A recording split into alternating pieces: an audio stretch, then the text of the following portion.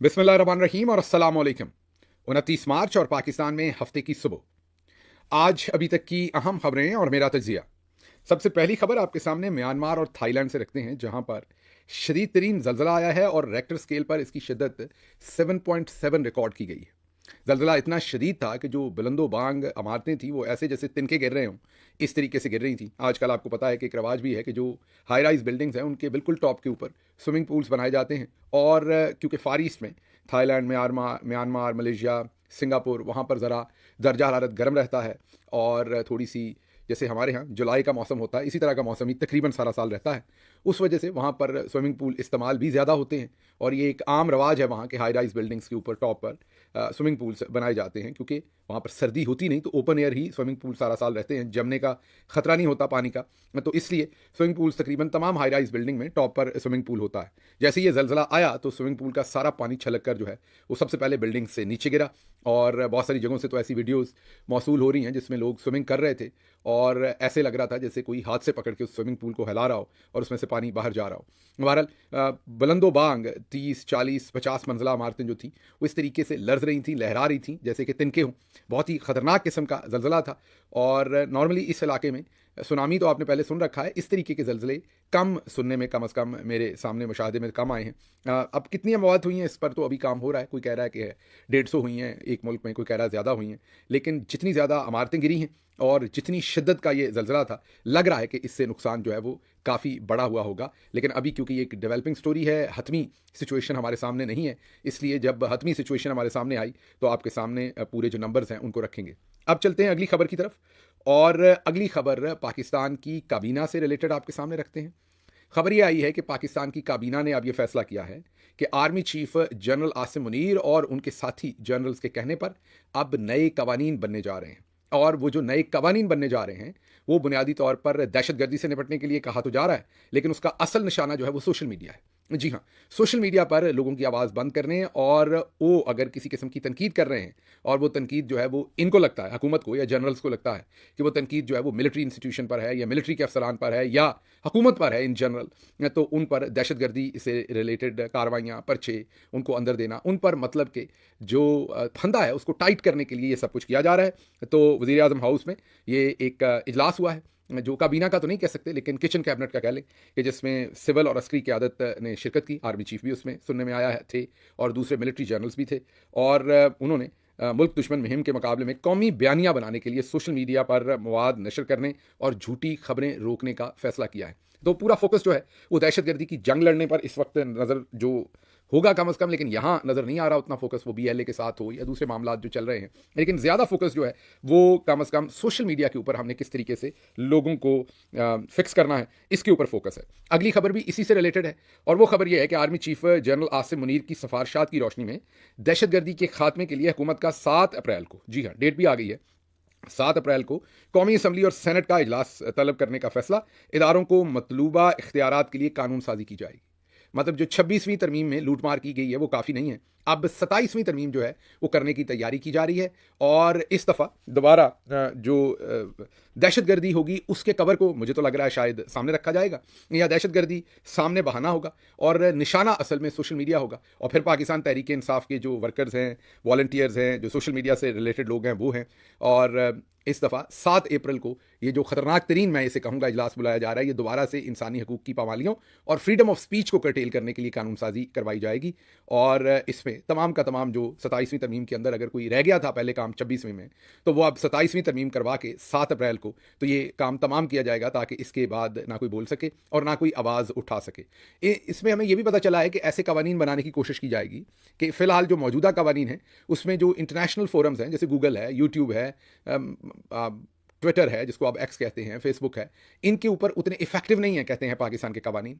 तो ऐसे कवानीन बनाने हैं कि ये जितनी कंपनीज हैं इनको भी किसी ना किसी तरीके से तंग किया जा सके, परेशान किया जा सके, मजबूर किया जा सके या ताबे किया जा सके अपने।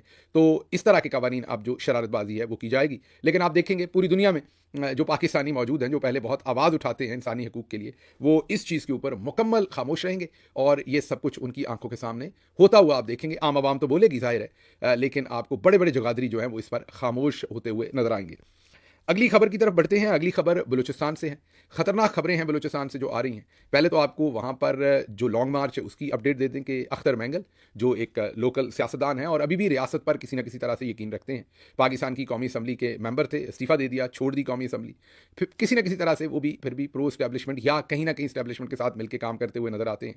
अब जब मारिंग बलोच, समी बलोच उनको गिरफ्तार कर दिया गया तो अख्तर मैंगल साहब के ऊपर ज़ाहिर है इंडिजिनस जो अंदर का प्रेशर है वो पड़ा कि ये क्यों नहीं कॉल देते। इन्होंने एक लॉन्ग मार्च की कॉल दी है और अब ये पूरे बलूचिस्तान के अंदर एक लॉन्ग मार्च लेके कोयटा पहुंच रहे हैं। अब बजाय इसके कि इस लॉन्ग मार्च को हुकूमत किसी ना किसी तरह से फैसिलिटेट करती, वेलकम करती, क्योंकि अगर ऐसे लोग जो रियासत पर बिलीव करते हैं इनका भी कला कमा कर देंगे, इन पर भी आप जिंदगी तंग कर देंगे, इनको इन पर भी सियासत करना, कोई मूवमेंट करना, कोई लॉन्ग मार्च करना आप मुश्किल बना देंगे, तो फिर जो बंदूकें उठाकर पहाड़ों पर चढ़े हुए हैं उनसे तो आपका पहले कोई रिलेशनशिप नहीं है। ये जो बेचारे सिस्टम पर बिलीव करते हैं आप इनको भी कॉर्नर कर देंगे तो फिर आप अपने लिए ही जगह टाइट कर रहे हैं। बहरहाल वही किया गया। जैसे ही अख्तर मैंगल साहब का ये जो लॉन्ग मार्च अनाउंस हुआ था, मोबाइल फ़ोन का नेटवर्क जो है वो बंद कर दिया गया। कोयटा, गिरदोनवा और तमाम ऐसे इलाके जहाँ से इस लॉन्ग मार्च ने आना था, पाबंदियाँ लगा दी गई, ट्रक खड़े कर दिए गए, कंटेनर खड़े कर दिए गए।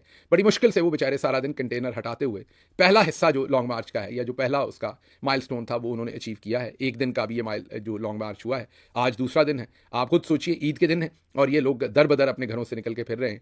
कितनी मुश्किल होगी उन्हें, कितना प्रेशर होगा, सियासी प्रेशर ही आप बेशक सोच लें कि उन्हें ईद पर, रमज़ान के आखिरी दिनों में ये लॉन्ग मार्च अनाउंस करना पड़ा। अब अगर होश के नाखुन हमने लेने होते, हमें थोड़ी सी अकल होती, तो हम यहाँ अख्तर मैंगल साहब को फैसिलिटेट करते। ऐसी कुव्वतों को फैसिलिटेट करें हम जो पाकिस्तान के अंदर बिलीव करती हैं, ताकि उनके थ्रू हम जो नाराज़ लोग हैं उन तक पहुँच सकें। लेकिन हम तो इनको भी नाराज़ करने पर लगे हुए हैं। हमारी पूरी कोशिश तो ये है कि ये जो दो रह गए हैं ये भी नाराज़ हो जाएं। उसके बाद इसी से रिलेटेड जो अगली खबर आपके सामने रखनी है वो कोयटा के बलूचिस्तान के दारुल हुकूमत कोयटा में जुमेरात के रोज़ बम धमाका हुआ और बम धमाके में कैंसर के अमराज के माहिर असिस्टेंट प्रोफेसर डॉक्टर मेहरुल्लाह तरीन वो कत्ल कर दिए गए, हलाक कर दिए गए, शहीद कर दिए गए। आप समझ सकते हैं कि पाकिस्तान जैसा मुल्क जहाँ पर पहले ही कैंसर जैसे मोजी मर्ज के डॉक्टर्स बहुत कम हैं और फिर कोयटा जैसा दूर अफ्तादा इलाका जहाँ पर कैंसर जैसे मोजी मर्ज के जो डॉक्टर्स हैं वो ना होने के बराबर हैं, वहाँ पर एक ऐसे उम्दा और पढ़े लिखे, और बहुत ही पढ़े लिखे का मतलब मेरा ये कि बहुत ही कम लोग कैंसर के जो एक्सपर्ट्स हैं वो पाकिस्तान में ओवरऑल मौजूद हैं, पर कोयटा में एक डॉक्टर का होना और उसको टारगेट करके मार दिया जाना, ये आप खुद समझ सकते हैं कि कितना बड़ा लॉस है। इसके साथ साथ गवादर में बम धमाका, कम अज़ कम एक शख्स हलाक और 2 ज़ख्मी। बलूचिस्तान के साहली शहर गवादर में बम धमाके के एक वाक़े में एक शख्स जो है वो हलाक हुआ है और 2 ज़ख्मी हुए हैं। ये कम अज़ कम बलूचिस्तान से खबरें आ रही हैं।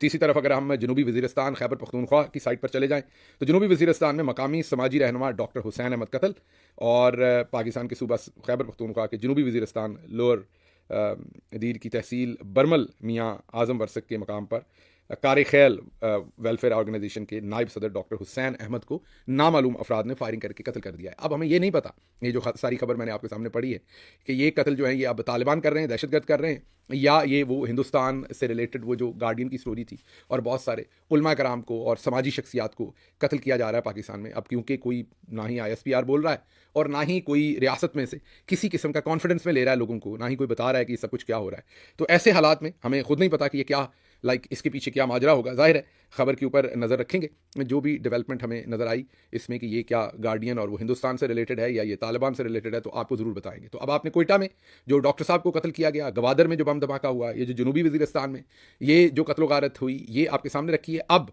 और इससे पहले हमने लॉन्ग मार्च और वहाँ पर बंद किया हुआ जो मोबाइल फ़ोन का सिस्टम और पाबंदियाँ और सड़कें बंद, ये सारे हालात देख लिए। अब आगे चलते हैं, अब सहाफ़ियों की बात आपको बताते हैं। जो 50,000 रुपये के मचलकों के साइबर क्राइम यूनिट ने जो है वो जो मुकदमा दर्ज किया हुआ था सहाफ़ी वहीद मुराद के खिलाफ, वो 50,000 रुपये के मचलकों के उनकी ज़मानत मंजूर हुई। अब देखते हैं उन्हें छोड़ते हैं या कोई नया मुकदमा करके पकड़ लेते हैं। क्योंकि दूसरी तरफ जो फरहान मलिक हैं, बहुत ही सीनियर जर्नलिस्ट हैं, उन पर जो कराची में पीका एक्ट के तहत मुकदमा बनाया है, उसमें जब उनकी ज़मानत के लिए दरख्वास्त दी गई तो उसको मुस्तरद कर दिया और उन पर एक फ्रॉड का झूठा केस भी बनाया गया है। और अब अदालत ने डायरेक्टर FIA को कहा है कि 15 दिन में इंक्वायरी करके दूसरे केस की, वो जो झूठा केस है उसकी भी इंक्वायरी करके जमा करवाएं। तो लग ये रहा है कि कम से कम अगले 15 दिन और फरहान मलिक जो है उनको जेल में रखा जाएगा। अब हाई कोर्ट में उनकी बेल पटिशन जाएगी। उम्मीद कर सकते हैं कि हाई कोर्ट में शायद कोई स्पाइन दिखाए और उनको रिहा करे, क्योंकि हैं तो वो बिल्कुल बेकसूर और उनका कोई कसूर नहीं है, बस उनके ऊपर ये जुल्म और सितम जो है वो सिर्फ इसलिए कि वो आवाज़ उठाने की कोशिश कर रहे हैं। अब ये 2 सहाफ़ी थे। तीसरी तरफ हम आपको पहले ही बता चुके हैं कि अख्तर मैंगल के साथ क्या किया जा रहा है। मारंग बलोच और समी बलोच को जेल में रखा हुआ है।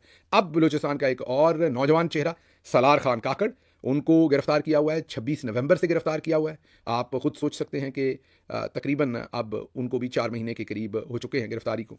और उनके हथकड़ियों में जकड़े, सफ़ेद कपड़े से चेहरा ढके बलूचिस्तान से तहरीक इंसाफ के रहनुमा सालार काकड़ की वीडियो वायरल। सालार काकड़ के लिए सबको आवाज़ उठानी चाहिए, इसमें कोई शक नहीं है। उसकी वजह यह है कि सालार काकड़ जैसे वो नौजवान हैं जो पाकिस्तानियत पर बिलीव करते हैं, पाकिस्तान के झंडे पर बिलीव करते हैं, पाकिस्तान के तराने पर बिलीव करते हैं। इलेक्शन लड़ा इमरान खान साहब की जमात की तरफ से, लोगों ने वोट डाला, जीते, फॉर्म 47 पर इन्हें हरा दिया गया, और जो चंद 100 वोटें लेने वाले थे उनको असेंबली में भिजवा दिया, और ये जो हज़ारों वोट लेने वाले थे, असल अवाम के कैंडिडेट थे, इनको हथकड़ियाँ लगा के चेहरे ढांप कर इनको अदालतों के अंदर पेश किया जा रहा है। फिर कहते हैं कि बलोच नौजवान नाराज़ होकर बंदूक उठा के पहाड़ों पर चढ़ जाते हैं। समझ से बाहर है कि आप इन नौजवानों के साथ कर क्या रहे हैं, ये जाएं तो किधर जाएं। खैर जी, अगली खबर नजम सेठी साहब का एनालिसिस है, और वो एनालिसिस है कि आसिम मुनीर साहब के खिलाफ जो अमरीकी ईवान नुमाइंदगान के अंदर बिल पेश हुआ है। आपको पता ही है कि कांग्रेसमैन पनेटा और कांग्रेसमैन जो विल्सन, इन्होंने जो बिल पेश किया है कि जनरल आसिम मुनीर पर वीज़ा समेत दूसरी पाबंदियां लगाई जाएं, उस पर अमरीकी जो नजम सेठी हैं वो कहते हैं कि अमेरिका के मफादात पाकिस्तानी फ़ौज के साथ बहुत ज़्यादा हैं खित्ते में, इसलिए शायद ये पाबंदियां ना लगें। अब ये तो देखते हैं आने वाले दिनों में क्या होगा, पाबंदियां लगती हैं कि नहीं लगती। लेकिन अगर नहीं भी लगती और ये बिल पास नहीं भी होता, फिर भी एक मेजर डेवलपमेंट है कि ये बिल पेश हो चुका है, और इस पर अब आप सोचिए कितनी बातचीत होगी अमेरिका के अंदर, वोटिंग होगी, वोट इकट्ठे किए जाएंगे। आखिर पर भले अगर ये ना भी कामयाबी हो सकी तो फिर भी जनरल आसिम मुनीर साहब के लिए कोई बहुत इसमें आला काम तो है नहीं कि उनका नाम अमेरिका के अंदर पाबंदियों के लिए, वीज़ा की पाबंदियों के लिए, इंसानी हकूक़ की पामालियों के लिए, जंगी जराइम के लिए डिस्कस हो रहा होगा। ये कोई बड़े फ़ख्र की ना पाकिस्तान के लिए बात है, ना पाकिस्तानियों के लिए बात है, और ना ही जनरल आसिम मुनीर साहब के लिए बात है। तो फिर वो कहेंगे कि लोग ऐसा क्यों कर रहे हैं। आप लोगों की तरफ देखना बाद में शुरू कीजिए, पहले अपनी तरफ देखिए, आप अपनी अदाएं थोड़ी सी बदल लीजिए, पाकिस्तान में थोड़ा सा माहौल रिलैक्स कीजिए।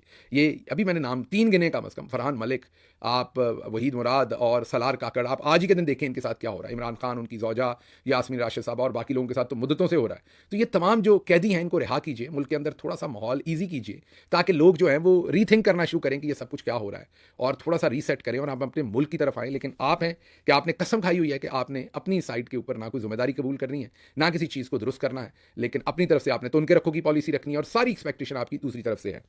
इसके साथ साथ तारिक फातमी साहब, आपको हमने पहले भी बताया था, वो अमेरिका पहुंचे हुए हैं, इधर उधर मुलाकातें कर रहे हैं। शुक्र तो ये है कि सबसे पहले तारिक फातमी साहब भी कहीं से निकले हैं, हमने तो उन्हें पिछले साल 1.5 साल में देखा नहीं। शुक्र है उनको धूप लगाई, ऐसे लग रहा है किसी जंबील में डाल के ऊपर से उन्हें बंद कर दिया हुआ था, लेकिन चलें वो बाहर निकले हैं, अच्छी बात है। वो अब कहते हैं कि अफगानिस्तान में दहशतगर्दों के ठिकाने पाकिस्तान को गैर महफूज बना रहे हैं। अब ये मंजर नहीं बिकना तारिक फातमी साहब, टू लिटिल टू लेट, आप लेट पहुंचे अमेरिका। इससे पहले ही ज़ल्मे खलीलजाद साहब और दूसरे लोग जो हैं वो अमरीकी मुफादात की डिस्कशन तालिबान के साथ कर चुके हैं और उनकी बातचीत हो चुकी है। अब ये आपकी बात कि वहाँ पर दहशतगर्दी के ठिकाने और उन पर हमले करने चाहिए और जंग करनी चाहिए, ज़रा थोड़ा सा मुश्किल हो गया आपका काम। मैं ये नहीं कह रहा आप झूठ बोल रहे हैं कि सच बोल रहे हैं, लेकिन अब आपका काम मुश्किल हो गया, मुश्किल मुझे लग रहा है। अच्छा जी, आगे नजम सेठी साहब की आगे एनालिसिस है। वो कहते हैं कि इमरान खान और जुनैद अकबर की पोजीशन बहुत हार्ड है, गंडापुर सबको साथ लेकर चलते हैं। अगर इमरान खान और जुनैद अकबर की बातें मान ली गई तो गंडापुर फारिग हुए तो खैबर पख्तूनख्वा में गवर्नर राज लग जाएगा। एम ही हार्ड स्टेट वाली बातें नहीं हो रही, ये तैयारी है कि अगर आप एंटी स्टेट लोग लेकर आए तो आपको उड़ा देंगे। ये अब नजम सेठी के थ्रू आपको एक नई धमकी दी जा रही है, और वो ये दी जा रही है कि जो इमरान खान और जुनैद अकबर की, एक तो मेरा तो ख्याल है कि तहरीक इंसाफ सारी की एक ही पॉलिसी है, अली अमीन गंडापुर भी तहरीक इंसाफ के ही चीफ मिनिस्टर हैं, वो उनकी ज़ाती पॉलिसी जो भी होगी, आखिर वो हतमी पॉलिसी तो वही होगी जो इमरान खान की होगी। लेकिन यहाँ पर नजम सेठी साहब एक वेज क्रिएट कर रहे हैं कि अली अमीन गंडापुर साहब तो बहुत नरम पॉलिसी रखते हैं, लेकिन जुनैद अकबर साहब की पॉलिसी और इमरान खान की बड़ी सख्त है, और अगर उनकी पॉलिसी पर चला गया तो गवर्नर राज लग जाएगा। अब मेरा सवाल है कि अगर गवर्नर राज लग गया एक मिनट के लिए, तो इमरान खान तो पहले ही जेल में है, तहरीक इंसाफ के साथ तो आपने पहले ही उन्हें दीवार के साथ लगाया, तो कितना का बड़ा, ठीक है छोटा मोटा फर्क जरूर पड़ेगा, अग्री करता हूं कि खैबर पख्तूनख्वा में भी तहरीक इंसाफ के लिए ज़मीन तंग हो जाएगी, लेकिन लीडर तो पहले ही जेल में है और उनके लिए हालात तो पहले ही टाइट है, तो तहरीक इंसाफ कितना लूज़ करेगी, उनके पास तो बहुत थोड़ा है लूज़ करने को, लूज़ तो आप किसी और ने करना है। लेकिन बहरहाल ये अब एक धमकी जो है वो सामने रखी जा रही है। अब देखते हैं कि ये धमकी किस सिमत चलती है और ये कितना इसका जो है वो रोल प्ले किया जाता है, या कितना इसके ऊपर असर लिया जाता है। अच्छा जी, अगली खबर जो कामरान शाहिद साहब का तबसरा है, और वो ये कहते हैं कि IMF ने आप पैसे दे दिए और बड़े आराम से इस दफ़ा पैसे दे दिए, इसलिए कि पाकिस्तान की मैशत बेहतर होगी, इसलिए अब IMF भी तंग नहीं कर रहा। और कामरान शाहिद साहब ने बड़ी खुशी से ये बताया कि अब इंसानी हकूक़ के मसाइल भी ज़ेर बहस नहीं आएंगे। मतलब कि आप जो IMF से पैसा चाहिए होगा उसमें वो जो पहले शर्तें रखी हुई थी, इंसानी हकूक़ की खिलाफ वर्जियाँ ना करें, लोगों पर जुल्म ना करें, वो भी अब हमें परेशानी वो कहते हैं ख़त्म हो गई। ये देखें, ये भी हमारे लिए एक फ़ख्र की बात है कि अब हम इंसानी हकूक़ की खिलाफ वर्जियाँ भी करेंगे और हमें कोई नहीं रोक सकेगा, IMF भी नहीं रोक सकेगा। ये बड़े फ़ख्र से अब हम ये मैसेजिंग कर रहे हैं। मुझे इजाज़त दीजिए यहाँ से। अल्लाह आपका हामी और नासिर हो। पाकिस्तान जिंदाबाद।